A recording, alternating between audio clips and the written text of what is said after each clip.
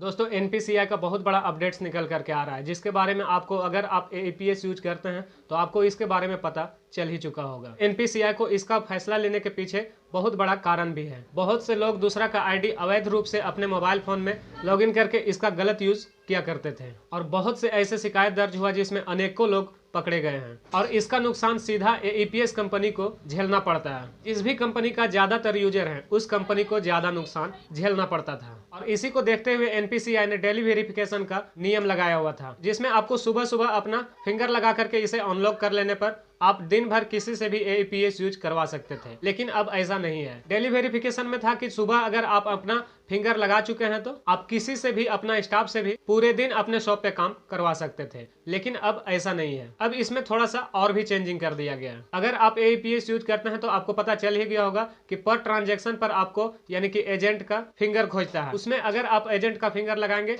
तो ही आप अगला प्रोसेस कर सकते हैं, यानी कि मनी विड्रॉ कर सकते हैं। यानी कि जिसके भी नाम से आईडी है उसको अपना फिंगर पहले लगाना होगा, तब जाकर के वो अपना ग्राहक का पैसा निकासी कर सकता है। और ये सिर्फ विड्रॉ करने के लिए ही है। अगर आप मिनी स्टेटमेंट निकालते हैं या बैलेंस इंक्वायरी करते हैं तो उसमें आपको फिंगर लगाने का कोई जरूरी नहीं है। अब ऐसे में बहुत से लोगों का नुकसान ये हुआ कि जो लोग अपने दुकान या अपने शॉप पे स्टाफ को बैठा करके वो अपने जरूरत के हिसाब से कहीं बाहर निकल जाते तो उनका स्टाफ दुकान का सारा काम संभाल लेता था। लेकिन अब ऐसा नहीं होगा। आप जब भी ट्रांजैक्शन करेंगे जिसके नाम से आईडी है यानी कि जो रिटेलर है उसका फिंगर तो लगाना ही पड़ेगा। और ऐसे में थोड़ी सी परेशानी तो दिख रही है। और मेरे पास 5-6 एपीएस आईडी है, जिसमें सबसे पहले पेनियर बाय में देखने को मिला, उसके बाद बारी बारी सभी में जैसे जैसे अपडेट हुआ वैसे देखने को मिला। और इसके लिए मैं अपने सुपर डिस्ट्रीब्यूटर से संपर्क किया।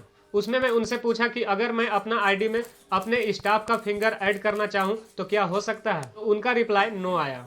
उनका कहना है ऐसा नहीं होता है, आपको अलग से उनके लिए आईडी लेना होगा, तभी आपका स्टाफ आपके दुकान पे काम कर पाएगा। तो इसमें थोड़ा सा और दिक्कत आ रहा है कि अपने स्टाफ के नाम से एक अलग आईडी लेना पड़ेगा, तभी अपने दुकान पे स्टाफ काम कर पाएगा। तो ये थी दोस्तों आपके लिए एपीएस की तरफ से न्यू अपडेट। और कमेंट बॉक्स में हमें जरूर बताइएगा कि आपको ये नियम कैसा लगा। मुझे तो थोड़ा सा अच्छा लगा, क्योंकि मेरे साथ तो नहीं हुआ कभी फ्रॉड, लेकिन बहुत से ऐसे लोग हैं जिनके साथ कि थोड़ी सी लापरवाही के कारण उनका आईडी किसी और मोबाइल में लॉगिन हो जाता है और उस आईडी का गलत यूज होता है, जिसके कारण उनको या एईपीएस कंपनी को भरना पड़ता है। तो आप अपने हिसाब से कमेंट बॉक्स में जरूर बताइएगा कि आपको कैसा लगा ये नियम। और अगर आपको वीडियो अच्छा लगा तो वीडियो को लाइक करके चैनल को सब्सक्राइब जरूर कर लीजिएगा। साथ में बेल वाली घंटी को भी ऑन कर लीजिएगा, ताकि हर नोटिफिकेशन आपको सबसे पहले मिल पाए जितने भी इस चैनल पे वीडियो अपलोड किए जाएं। मिलते हैं आप नेक्स्ट वाले वीडियो में।